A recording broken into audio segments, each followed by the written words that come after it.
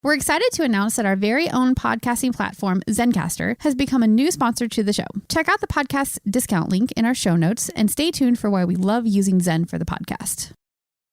You're listening to the Archaeology Podcast Network. This is the CRM Archaeology Podcast. It's the show where we pull back the veil of cultural resources management, archaeology, and discuss the issues that everyone is concerned about. Welcome to the podcast.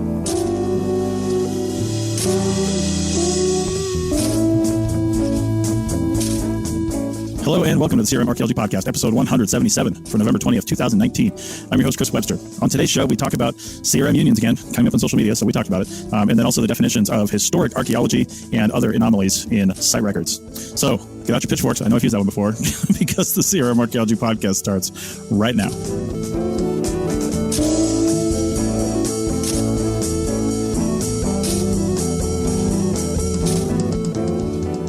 All right, welcome to the show, everyone. Joining me today is Bill in Lake Tahoe. Hello. And Heather in Santa Barbara. Hey, Chris. And you guys might be noticing Heather is not one of our normal co-hosts, although she is now.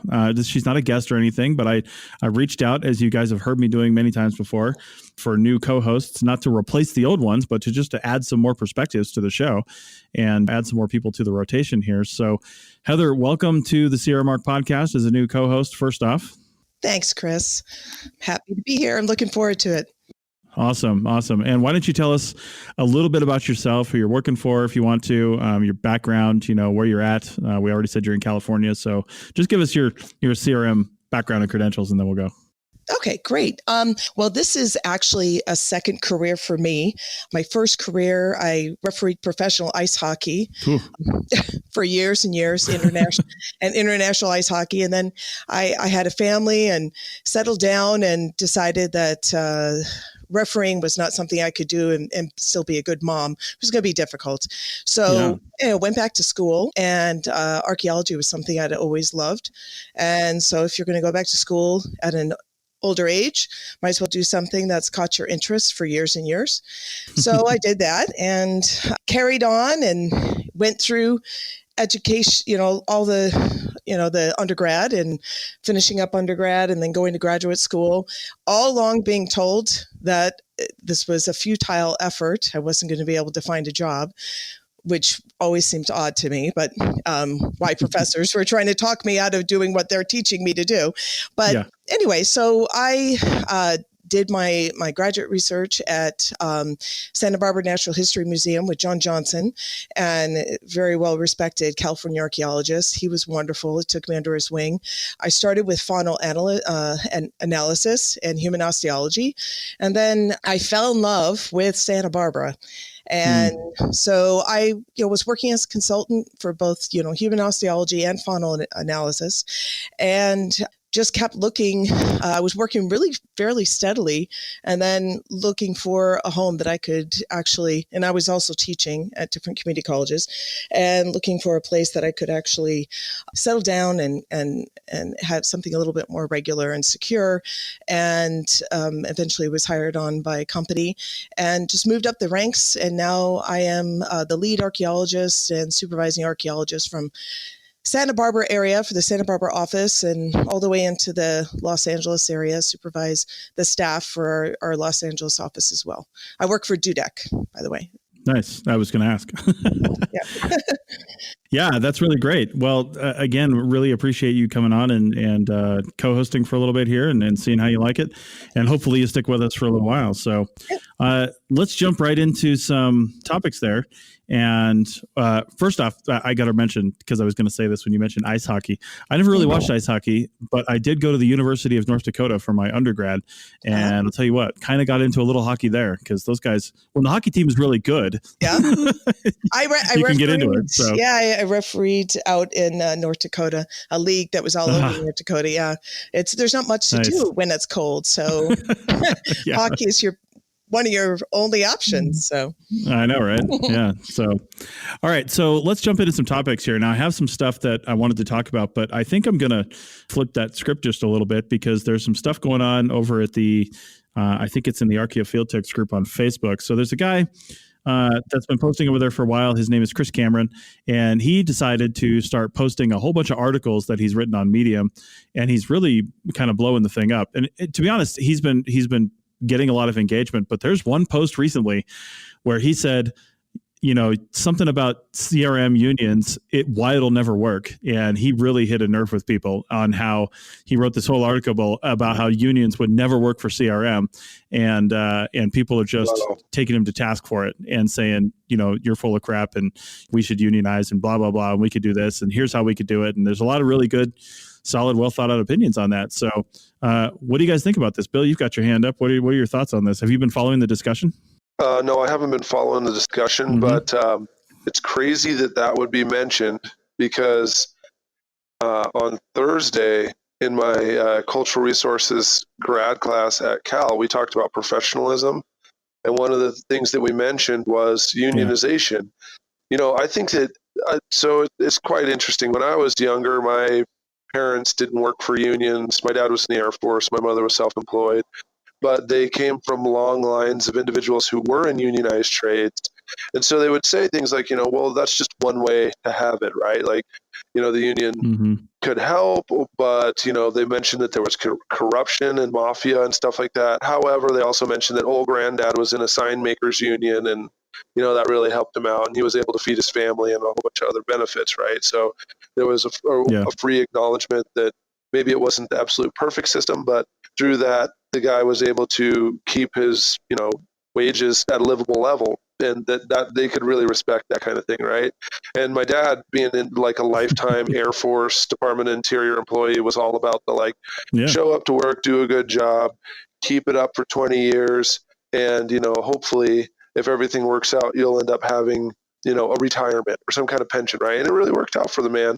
So there is this whole aspect of show up, do the right thing, seniority, work hard, and there's the possibility that you'll have some kind of something come out. And so, at Cal, professors are part of our own union, and it seems like the university, the janitors are part of a union. Much of the staff are part of the union, not all the admin staff, but a lot of the other folks are part of the union. The graduate students are unionized, the postdocs are unionized, the researchers are all unionized, right? So I don't know.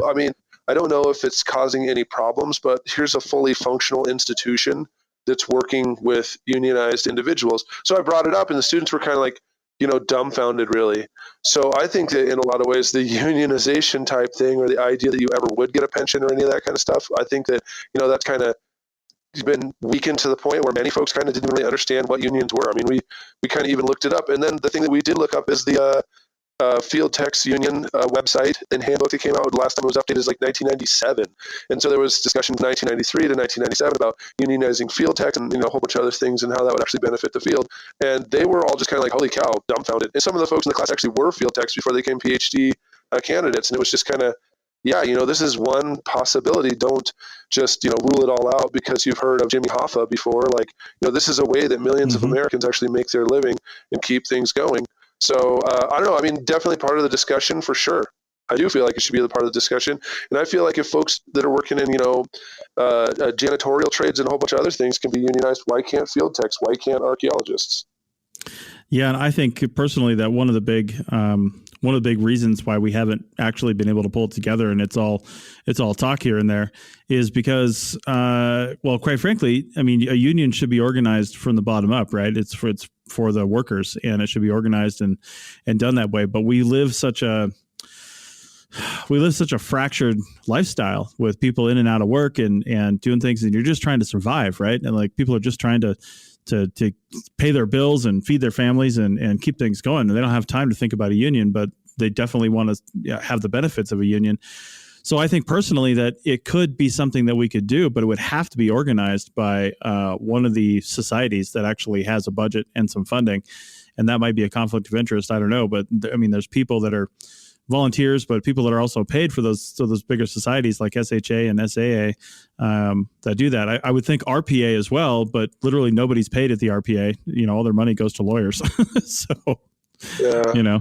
Well, the other thing I would say about that is back in the day, those folks who got us, Labor Day and everything, the Sure. folks on the line, the folks who were protesting, at the Carnegie plant and the Ford plant and getting killed and shot over that stuff, I'm pretty sure those guys working 16 hours a day, and women, those folks didn't have a boatload That's of true. extra time after turning widgets at the factory in 1910, for 16 hours a day and then getting hosed later on. I mean, they didn't really have time. So that whole thing about us not having time, you put time into the things that matter to you. The other thing is that there's one place where there is actually a concentration of unionized archaeologists, graduate school.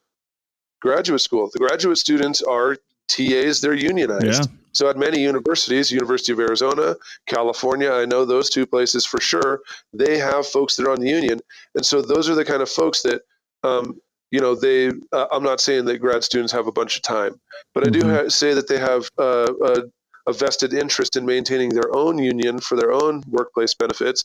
And they're the ones who can reach out to undergrads who, let's face it, they're going to be the ones who are the field tech. So the other thing that weakens the unionization opportunities in cultural resources is that every year there's thousands and thousands of people who finish and they all want to be field techs. They all want to work.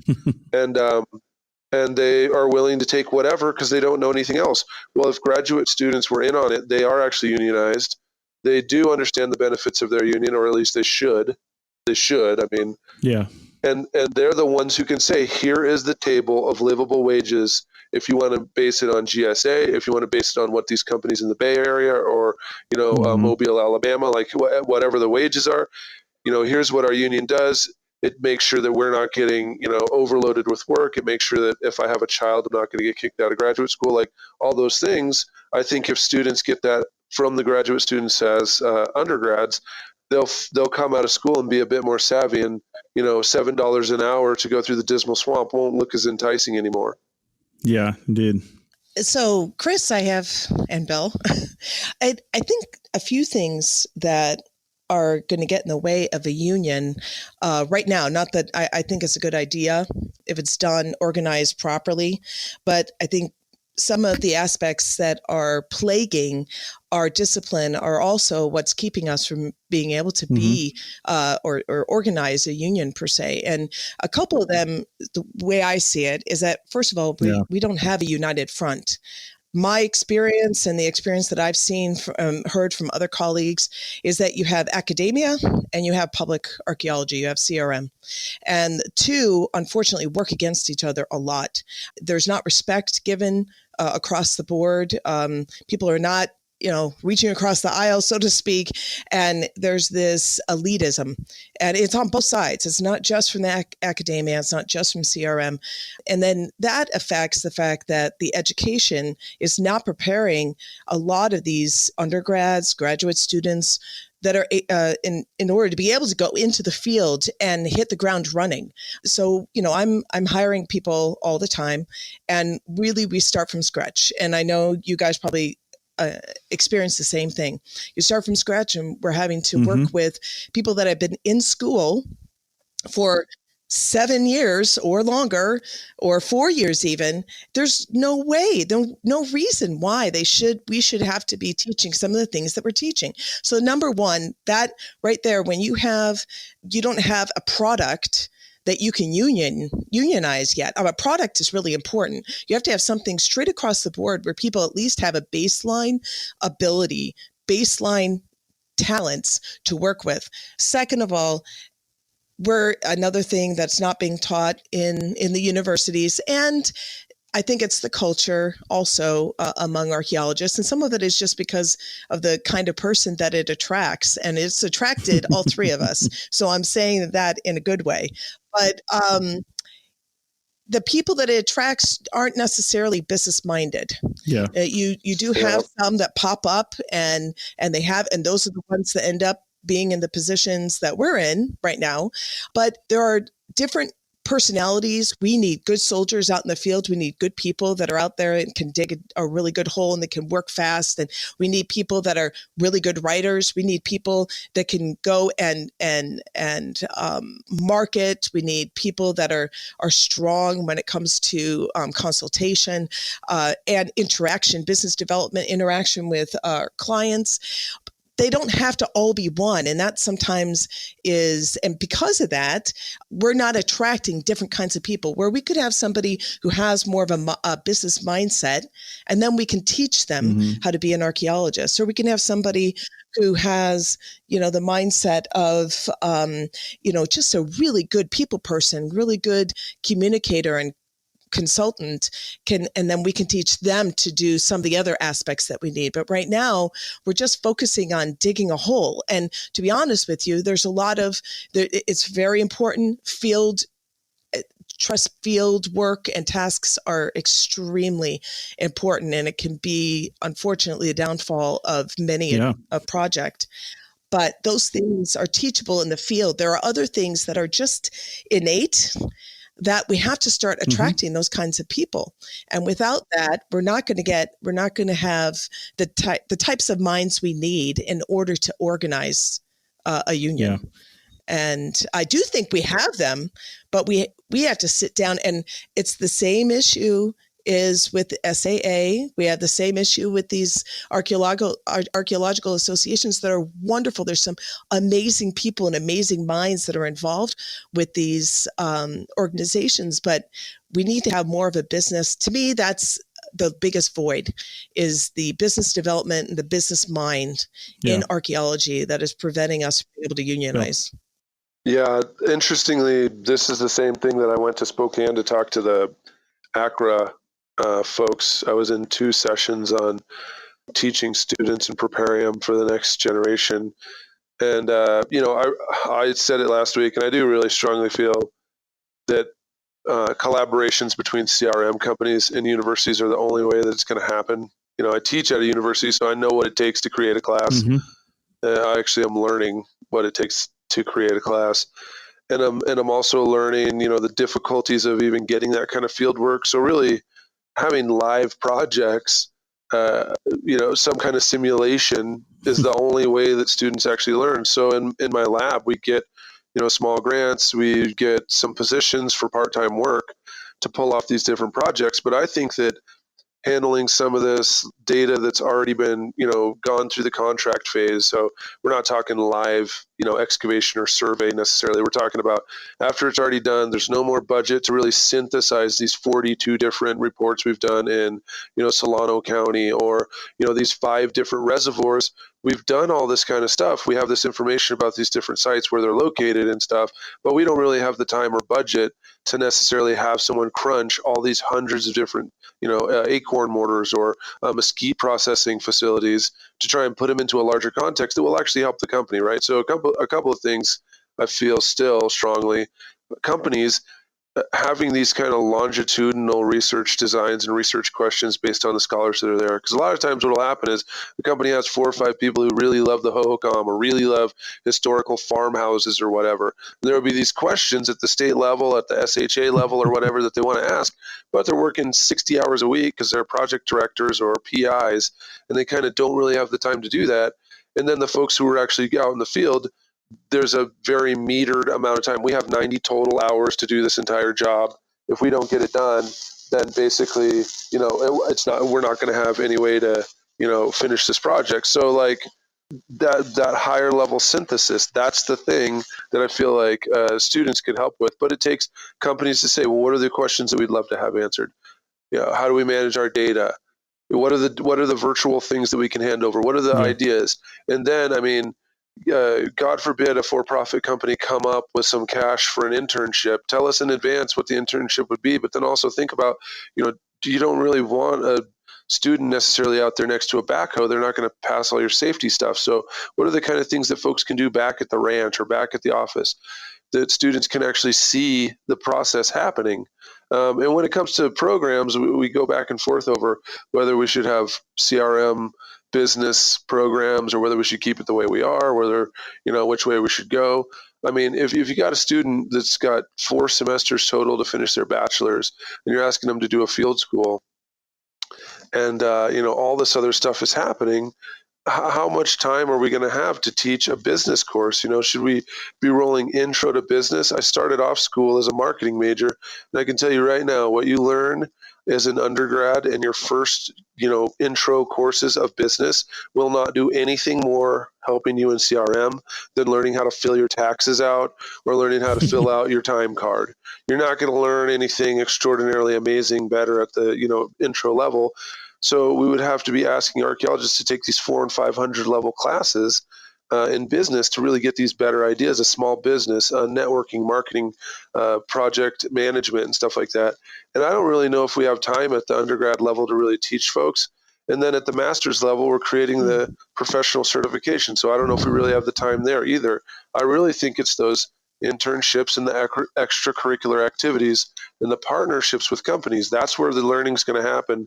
And that's the only chance where a student's on, a real research project they can put on their resume, and then they get introduced to companies. They meet field techs, they meet people. All right. So that is a good spot to take a break, and we will wrap this first half of the discussion up on the other side in segment 2. Back in a second.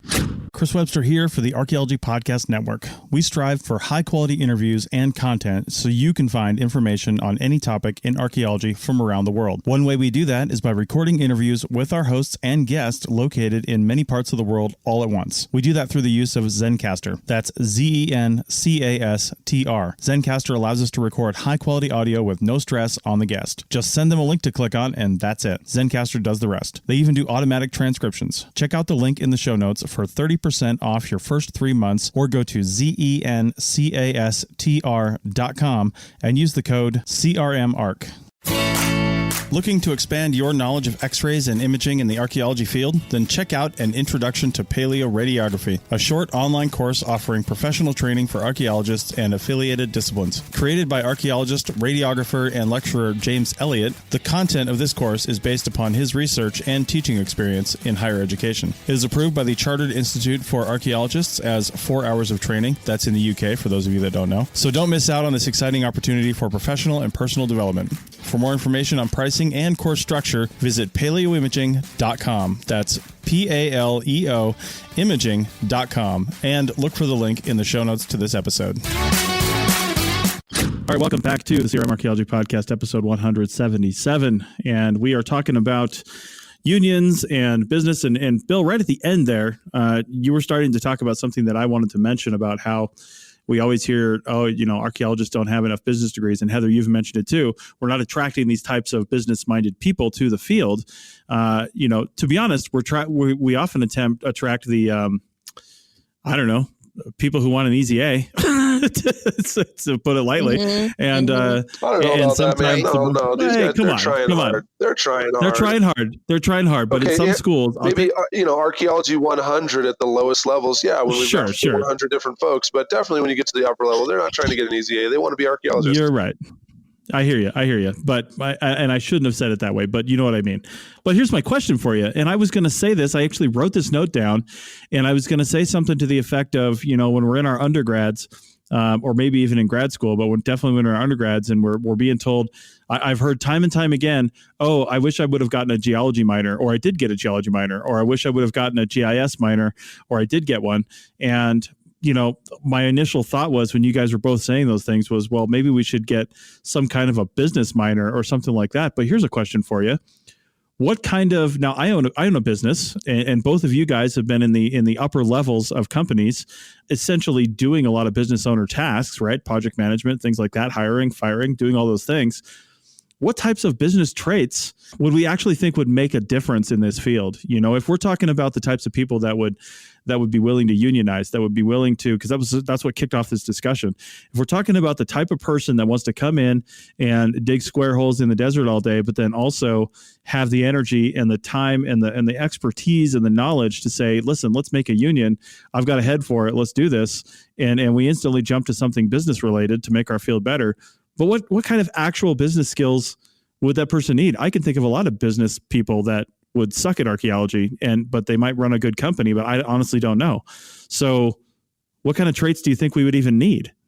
I think for one thing, I think we're not looking for necessarily, and maybe I was a little short in what I said, we're not necessarily looking for business majors, but we're looking for somebody that has more of a business mentality. Yeah. And that doesn't, I didn't get into archaeology to get into business. Sure. I got into archaeology because I love archaeology, because I have a passion for it, because I love the investigation process of it. I love theory, all those things that, were I was saturated in when I was in school. And then when I stepped outside, I do have my mom is an entrepreneur.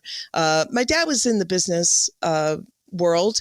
He was a scientist, or is a scientist, a physicist. Mm-hmm. But I was surrounded by that entrepreneurial attitude of looking at things from another direction. How do we make money? How do we relate to the client? So I don't think necessarily we need somebody that has a business degrees per se, or even business classes. What I'm saying is that we need to start, although I think that having archaeology classes with a look, or at least just a taste of reality of what business is, because a lot of these unionized discussions that we're seeing online, and I've popped in here and there trying to work as the devil's advocate from the other side in a very kind way, just for self-preservation, probably more than anything. But also, I want them to know that for those of us that are in the business development aspect of this business, we do see the plight, because we've been there too, of the field techs. But there can't be this. We have so much animosity, unfortunately, in our discipline, where you have the field techs that are against crew supervisors, and you have crew supervisors that are against, the people that are at the desk that are calling all the shots. And if you look at these discussions that Chris has brought up and others, you see a lot of that animosity. And unfortunately, it has permeated. And when you're sitting there and you're digging a hole for 8 hours, and nobody likes digging at 107 degrees outside, and you're hot and sweaty and there's bugs all over you. And it's easier to, instead of hating what you're doing, to hate the big man, right? The big guy, the business side of it. And so unfortunately, because of that, it ends up being a mantra, and people start believing this. They really start believing that there's this separation, and there isn't. And, everybody, I can't think, honestly, I really can't think of anybody who I know in this business that are behind desks, first of all, that wouldn't rather be out in the field more, number one. And number two, that weren't out in the field for years on their own before they got to where they are. So I think that we need to have a few people that are very specifically that are very complex in the way they look at our discipline, and are able to communicate and reach all levels within this group. And I know that's kind of a tall order, but I think we need, and that is where you found those first original labor leaders in the beginning of, the Industrial Revolution, and the very first, labor leaders that we had. Those are the ones that were able to translate. They were able to reach everyone, and stand up to those that need to be stood up to, but they could reach people on all different levels. And that's what we need. Otherwise it's not going to work. It's not going to work coming from the bottom up. It's not going to work coming from the top down. We have to find some very articulate and complex leaders. And we need to find the way we're going to unionize and the way we're going to unify is by finding a few good leaders that people are willing to get behind. To me, that's where I think we need to start. Yeah. I agree with that. But I feel like, just make every single assignment in every class that's archaeology start with the budget and have them pay themselves and have them pay others, then have them pay taxes. Even if it's a simplified formula, right? Even if it's, you're going to do some kind of thing and you're in the north of Portugal, and then they just, you have to pay this much payroll tax, and then you have to pay this much taxes on every single thing you buy, and here's your budget, right? So, you got to fill out the essay. We're going to record all these cave paintings, but it's going to take 4 people, and you got to pay them livable wage. And the country, Portugal in this case, or whatever, United States is my favorite, because the tax situation is, most people, they get their taxes and they think, holy cow, I paid all these taxes. Well, hell, your company just paid like 100% of the taxes you paid, if not even more. Yeah. So just folks recognizing that, well, that guy's sitting in the office and he's billed out at $116 an hour. You know what? That's probably actually not even really a good rate, then look at the budget. That person who's just spent 42 hours getting this contract is only billed at 2 hours on this whole project. That's not even enough to edit your crummy writing. So, Right. if every single project starts off with budget, and then you do the essay after that, everything, every prehistoric everything, every single historic building, every single hypothetical for everything. And it starts in Anthropology 100. The very first archaeology, the one that you have 500 students, they have to fill out an Excel file that does the taxes. And we got a formula.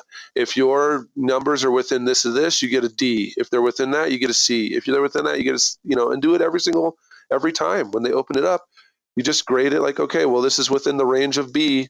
So you got to be on the assignment. If it hits the sweet spot, you got an A. People will figure out real fast that this is not just, us going out there with shovels. It's not the finding the most charismatic individual a lot of times, because there's a lot of people who I know that are rich that own CRM companies that are the opposite of charisma, but they know how to get contracts and they know how to squeeze dollars out of people and force them to work and all kinds of other stuff. Everything that they hate about the boss, these people are excellent at, and that's why they have multiple different homes and they run CRM companies and lobby Congress. Like, that's the reason why they do it, because they're able to do that. And that's also why the people that are complaining about them have their jobs.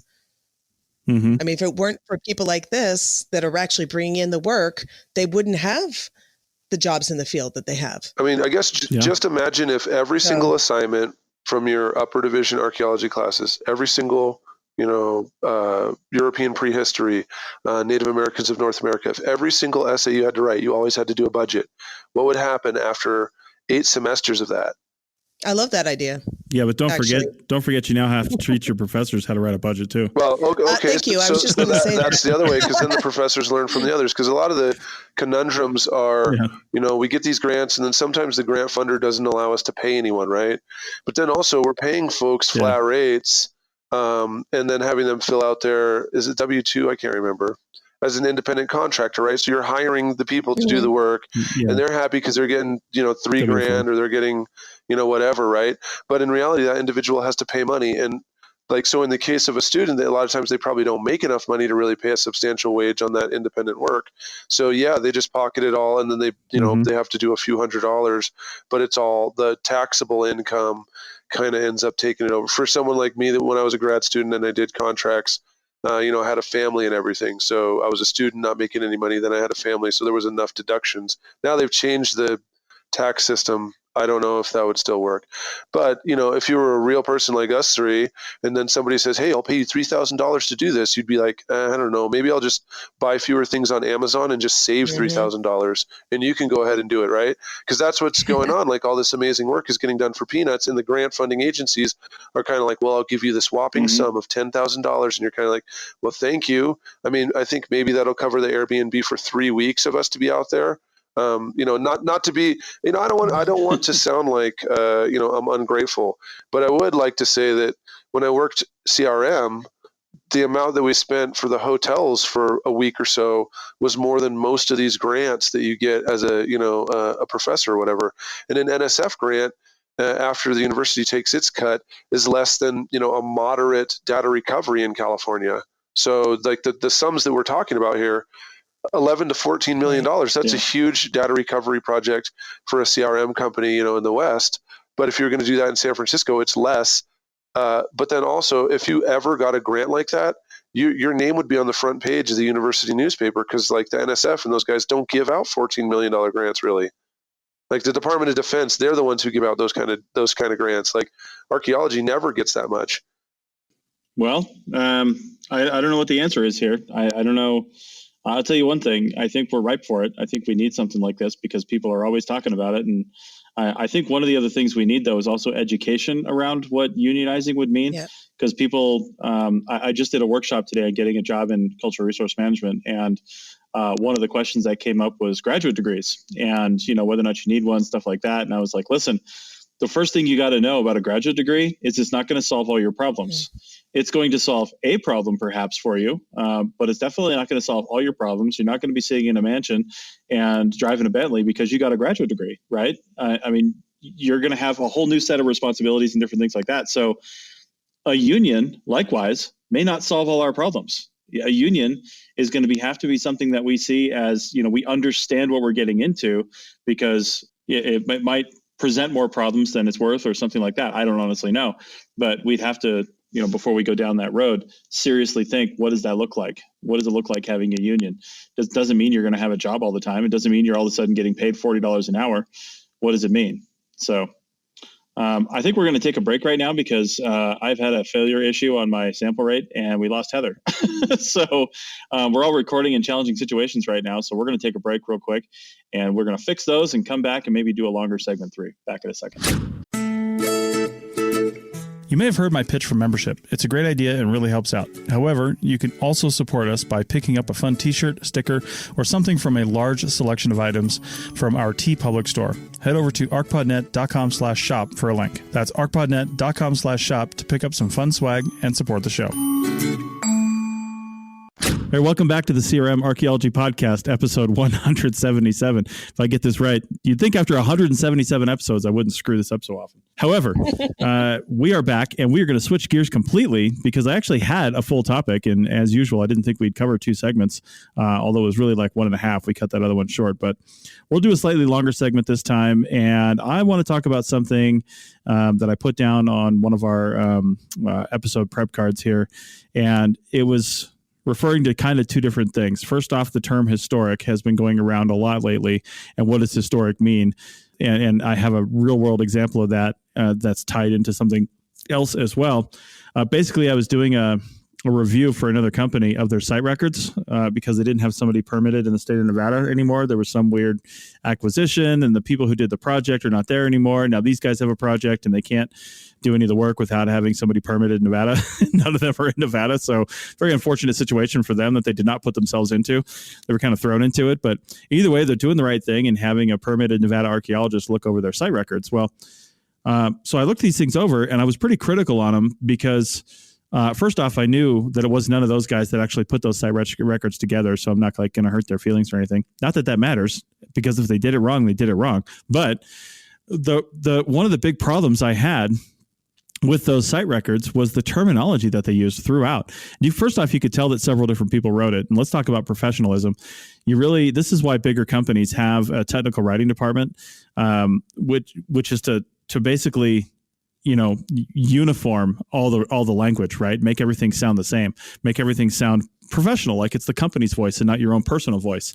And the site records were definitely written by at least 2 or 3 different people, if I had to guess, based on the writing styles. Now, one of the things that I took issue with was, first off, dating and terminology. Sometimes in the site record, when they had just say some flakes or something like that, and they said we don't know anything about this site beyond that it's prehistoric, because all we have are flakes. And then they would put in the dating section on the age for the Nevada IMAX form pre-1400. What? Okay, because they said it's prehistoric. That's all they know, because flakes pre-1400. First off, where'd they get the number 1400 from? And second, does prehistoric automatically mean like a certain time frame? I mean, those flakes could have come from 60 years ago. I mean, unless they're dating the flakes directly, you can't put there's so much wrong. There's so much wrong with that. So that's the first thing I need to comment on. What would you guys think about seeing that on a site record pre-1400, because it's prehistoric? 1400 doesn't even make sense as a date. I don't even know where that came from. Yeah. So a couple of things. First of all, did they have the freedom to fill out their stuff on their own, or were there just several different boxes they were supposed to check? Right? Because each of us has our own range. No, there were no boxes. They were. Yeah, we all have our own range of knowledge, right? So someone who is extremely knowledged in turn of the century, historical materials and stuff like that, they might just be like, heck, before whatever day, and then just conjure something out of their head, 16012, because they heard that Champlain or whatever. So anyway, that could be a thing that they were given too much freedom, and that's actually one of the things that WildNote and the other forms-based things eliminate, the ability to make those kind of mistakes, because you only have X amount of options on time period. It's like, prehistoric, you're clicking the different things based on the kind of artifact it is. So, that definitely helps. The amount of speed, right? people might be rushing through real quick and they're just scrambling and just putting stuff down. We could just fix it later on, but then later on is the day that you're there. That could also happen. And then just kind of like a lack of like internalized quality of work. I don't know, a lack of really wanting to do well. That could also be another thing too, that, maybe they don't actually, in fact, they're kind of feeling like maybe this job is not doing the right thing for them. So they kind of don't care. Right. So they're just kind of not even really caring what they're putting in those forms. Well, and let's talk about education too. I mean, pre-1400, first off, I would assume if somebody was going to just blanket call everything pre-European contact, which a lot of people would just put 1492 because that's when they think, the number they should put because Columbus.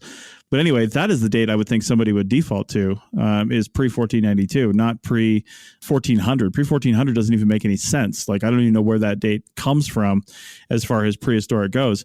And if you're talking about maybe the East Coast, I don't know. I could make an argument for some other sort of historic occupations. But we're getting into the next part of my issue here that I've seen started to go around pretty heavily on social media and in other venues is the definitions of these terms. We typically want to almost put like a pejorative term, prehistoric, on all Native American activities when, often prehistoric, refers to pre-writing or something like that. But, the prehistoric time period from societies that still didn't have any writing at the same time the Native Americans were here, like over in, say, Europe or something like that. We don't call it prehistoric over there. We have other terms and definitions for that, right? And also the writing, they have writing. It's actually literally written on the walls. Yeah, exactly. You just don't know how to read it. So it's not like they didn't have writing. It's right there. They have effigies shaped up, and that thing is a word that has a meaning. Just because you don't speak that language doesn't mean they don't have writing. Yeah. So, you're right, Bill. They do have writing. It's those things, but it really comes down to the terminology and the things that we're taught and the things we take for granted. Like when we put down on these site records, if I've got 2 cans, I'm now historic is one thing. Historic is easy. Let's just say historic definitely has some things that are solidly historic, right? Now we have a lot of people don't understand that I've found what ethnohistoric means.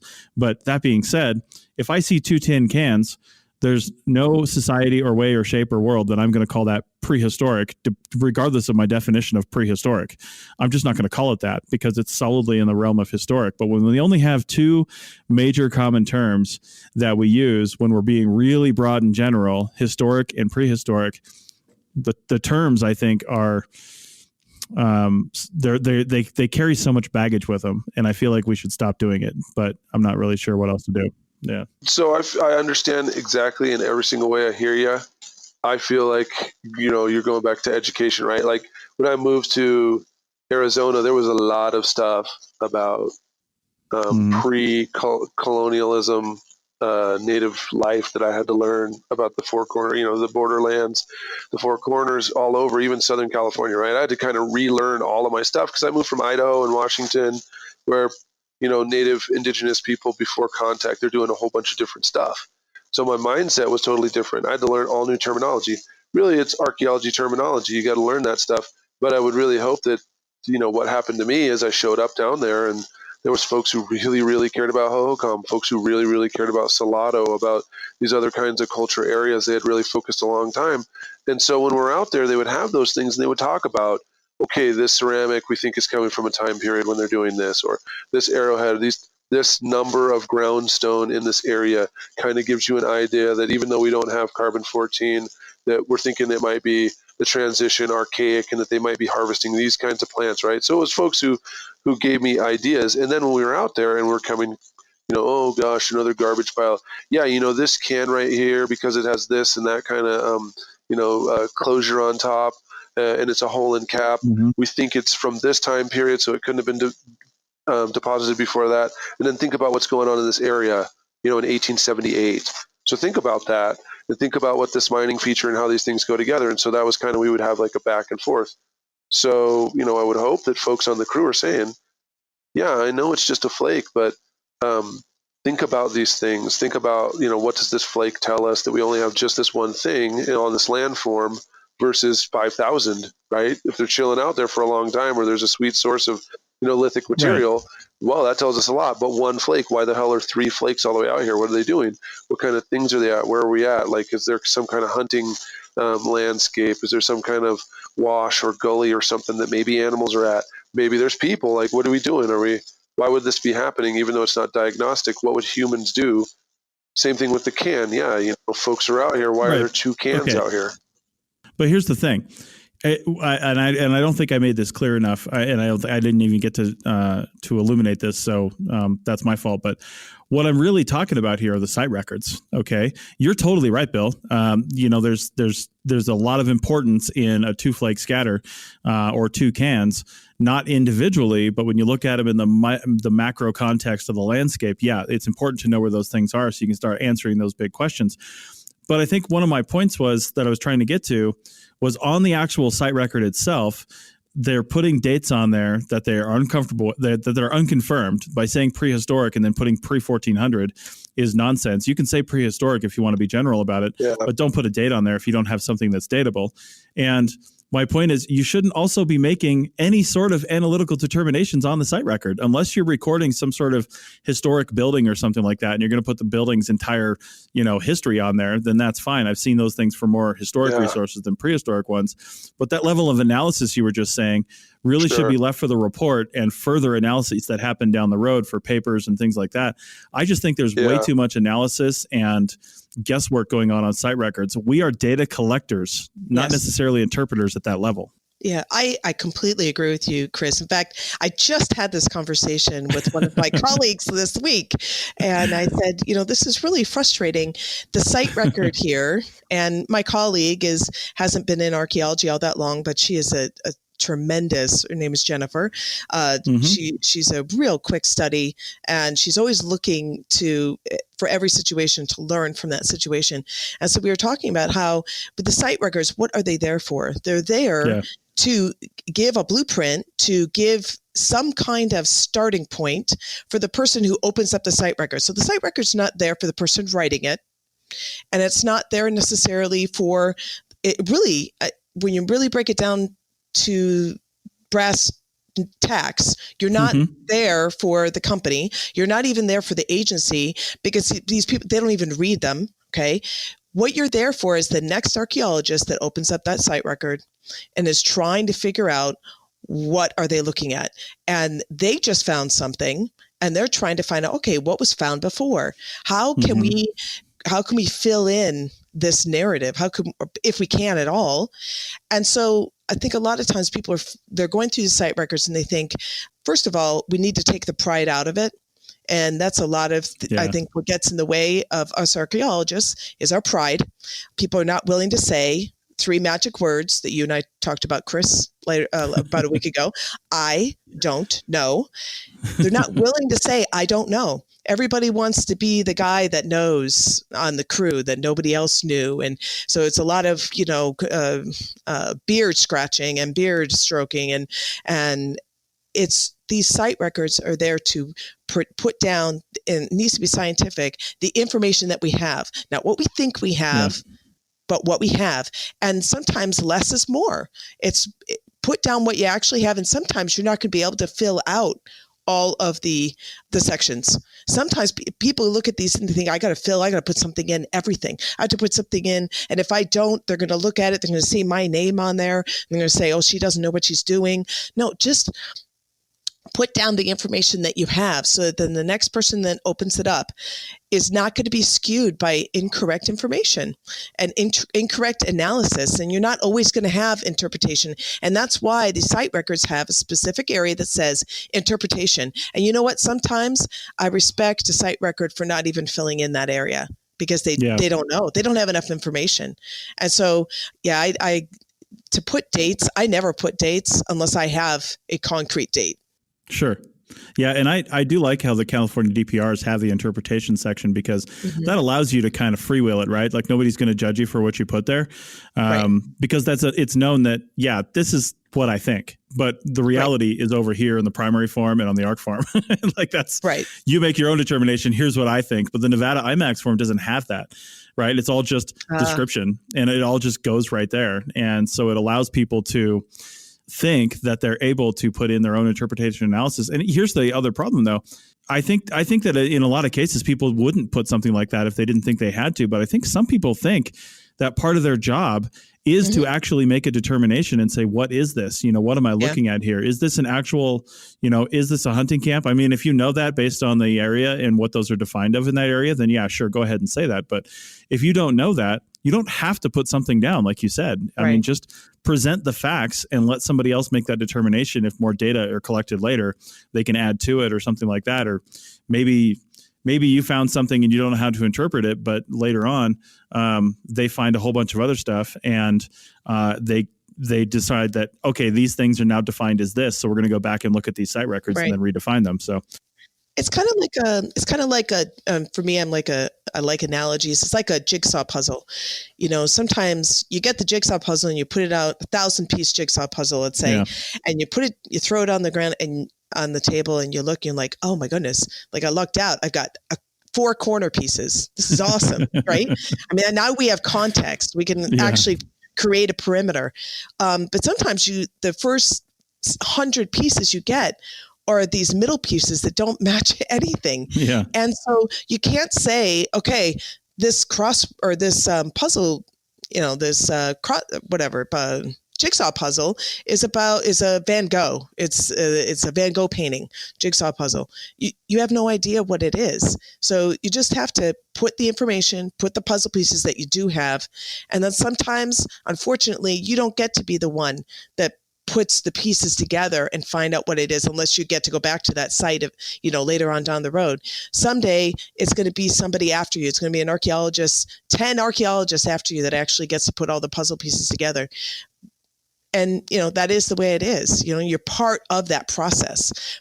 You're not going to have the whole puzzle in front of you right off the bat. Wow.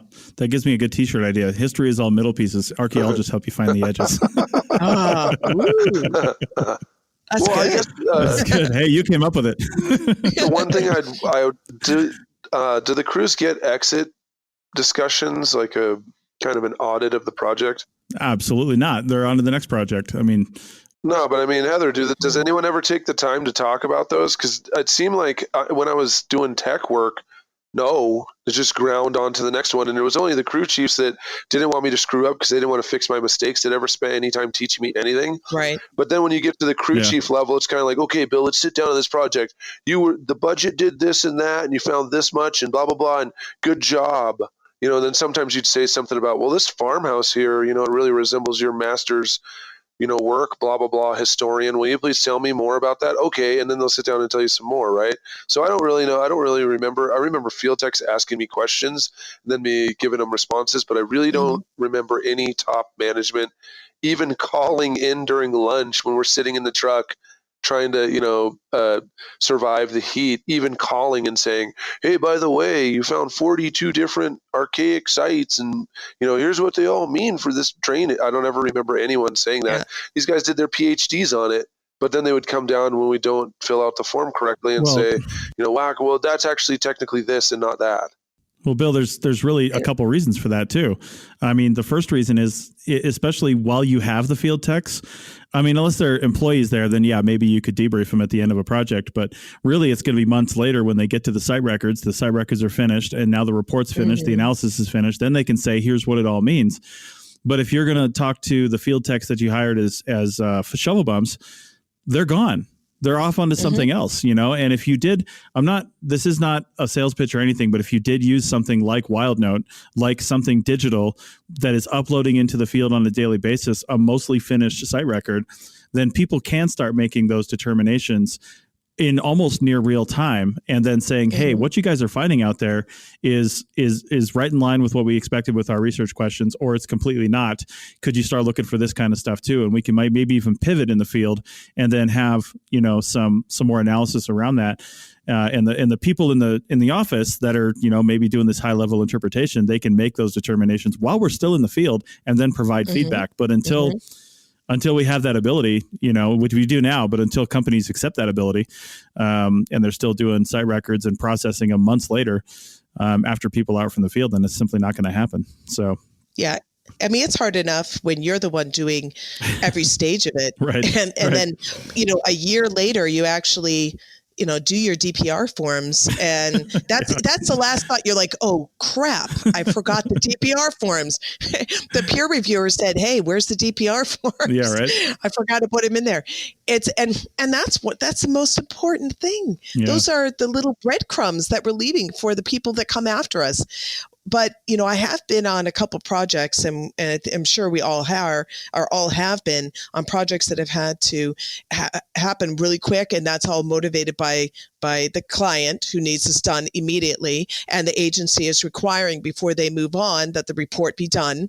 And so that has been the impetus behind having people working while at the same time processing information. And it's tough. It's tough on the crew, but I think some of the best workers come from projects like that because you are actually able to start processing what's coming in, especially if you have multiple crews out there working on one project, lots of sites maybe together, you have a complex of sites. And so you have somebody who's actually watching all this information, they're synthesizing it, and then they're directing what's going on out in the field further. Those are sometimes the most productive and the most well thought out projects. It's difficult to do. And it's really hard on the crews, but just like you said, I think and the only way to do that is to do it where you have real time reporting. Oh yeah, you're right. There's the only way, and whether it be WildNote or another, but I mean WildNote is WildNote's something. What I've seen from it seems very promising. So I'll put my stamp on it too. I mean, I work for WildNote, so I hate to sound like I'm, advocating for that. But to be honest, I'm advocating for archaeology and any sort of real-time reporting. If you're doing something that's working for you, then keep doing it. But any type of real-time reporting back to the office is only going to make our jobs and our interpretations and our analyses and our field work better. So, it's too hard. I know, right? Not to do it that way. Yeah. It really is. It's every time you do it and you're thinking, I'm just trying to keep my head above water, and trying to, get this thing done. And then, it's just the nature of our business where we sit back and we get this like adrenaline, right? We're nonstop trying to get this done. We get it done and we finally sit back and we relax and we're like, whew. And the next thing you know, you're a month later and you haven't put everything together and now you got to remember everything, or you have to rely on forms, right? That may or may not have been filled out properly. And it's a good reminder that, the field work and the analysis and the writing really needs to happen as close to each other as possible. Yeah, indeed. All right. Well, I just got one more thing to say before we close out this episode, and you guys can chime in on this if you want. But one other inconsistency I've seen, not just in the last review that I did, but across the board, is NRHP recommendations. And it's pretty common on the Nevada IMAX forms to have your last paragraph be the National Register recommendations. And I'll tell you what, I don't know how many times I've seen that something was recommended for a certain criteria with zero explanation as to why. I mean, I guess I kind of understand it if it's data potential. Like if it's criterion D, okay, just look at the site record and you can kind of make that call. But even then, if you're saying that this is eligible for potentially eligible for listing on the National Register of Historic Places under criterion D, you better damn well say why. Mm-hmm. Why do you think that? What made you come up with that idea? Don't just say that it's eligible. I saw one that was eligible under which one was it? I think it was, or something like that. For God, I'm totally drawing a blank right now. But anyway, it was for something related to mining. It was like, this is, significant mining activity in the area or something like that. Therefore, criterion A. And I'm like, well, what is it associated with? Like a famous, or a historically significant person, or was it a different type of mine? I mean, what is the deal here? You can't just say because mining. Like you need to say why you came up with this reason, and they had one, they just didn't write it down. So yeah, I mean, I guess that's my fault for not teaching them how to do the NHPA.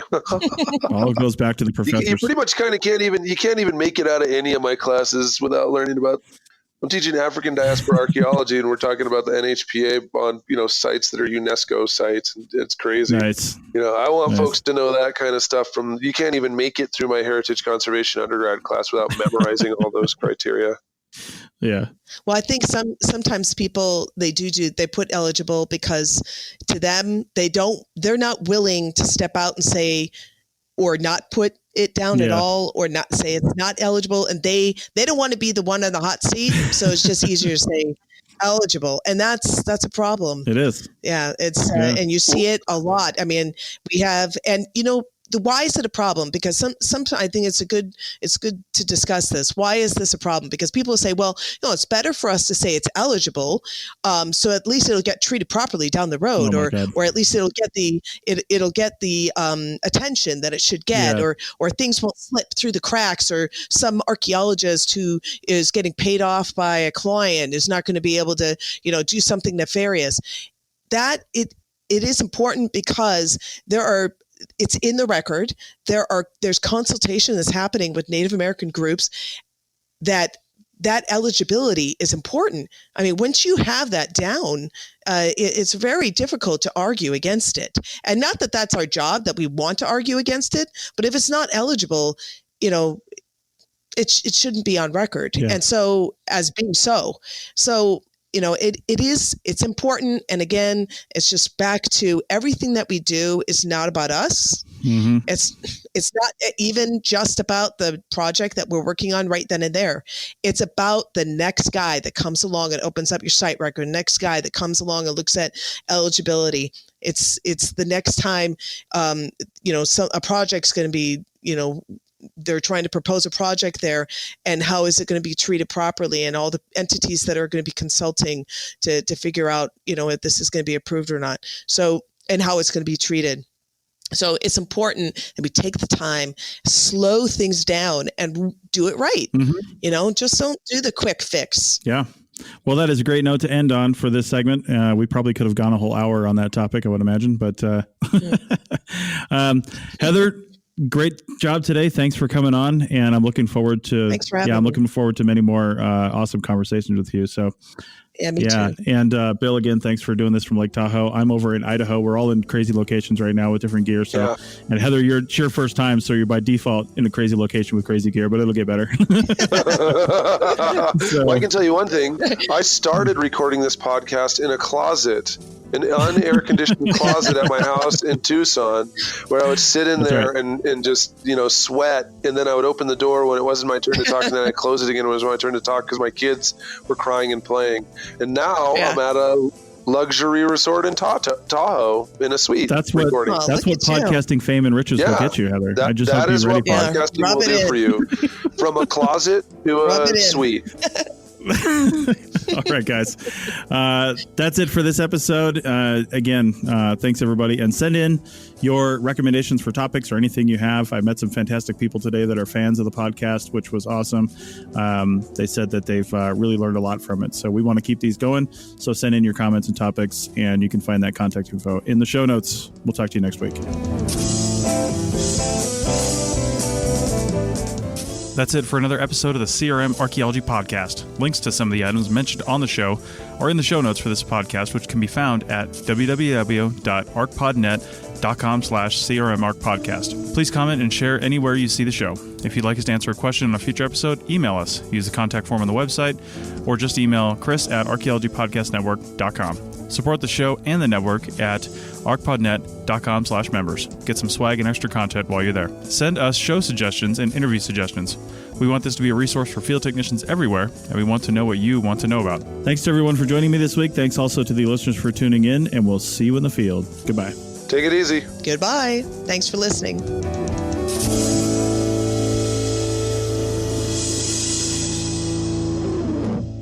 This show is produced and recorded by the Archaeology Podcast Network, Chris Webster and Tristan Boyle, in Reno, Nevada, at the Reno Collective. This has been a presentation of the Archaeology Podcast Network. Visit us on the web for show notes and other podcasts at www.arcpodnet.com. Contact us at chris@archaeologypodcastnetwork.com. Thanks again for listening to this episode and for supporting the Archaeology Podcast Network. If you want these shows to keep going, consider becoming a member for just $7.99 US a month. That's cheaper than a venti quad eggnog latte. Go to arcpodnet.com/members for more info.